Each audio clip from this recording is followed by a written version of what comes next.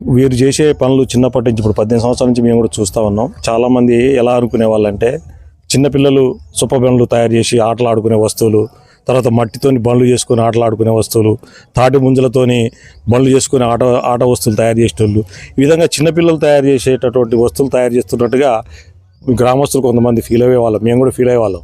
ఇదే ఏదో చేస్తూ ఉన్నాడు, దీనివల్ల ఏమవుతుంది అది అని చెప్పేసి.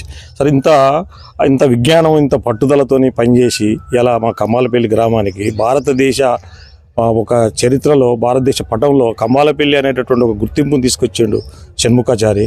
చాలా మా గ్రామస్తులు అందరం కూడా చాలా బాగా గర్వపడుతున్నాం. ఎందుకంటే అతి పేద కుటుంబం, వాస్తవంగా ఇక్కడ చూస్తే కనిపిస్తుంది, చాలా పేద కుటుంబం.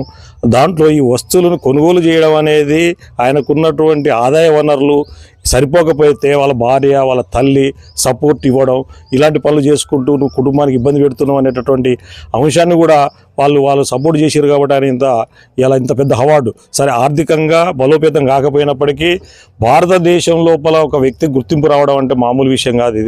ఇది అందరికీ సాధ్యమయ్యేది కూడా కాదు. ఒక యుగ పురుషులు, ఒక గొప్ప వ్యక్తులుగా సాధ్యమవుతుంది. మా గ్రామం కూడా చాలా గొప్ప గ్రామం. ఎంతోమంది కళాకారులకు, ఇలాంటి మన నైపుణ్యం ఉన్నటువంటి వాళ్ళకు జన్మనిచ్చినటువంటి గ్రామం ఇది మా గ్రామం. ఎందుకంటే ఇక్కడ మిలిటరీ వాళ్ళు ఉన్నారు, లాయర్లు ఉన్నారు, డాక్టర్స్ ఉన్నారు, ఇంజనీర్లు ఉన్నారు, తర్వాత సినిమా ఫీల్డ్లో ఉన్నారు. ఇలాంటి మన భారతదేశ చరిత్రలో కూడా వాళ్ళ యొక్క పేరును లిఖించుకోగలిగేటటువంటి వాళ్ళు కూడా ఈ గ్రామంలో ఉన్నారు.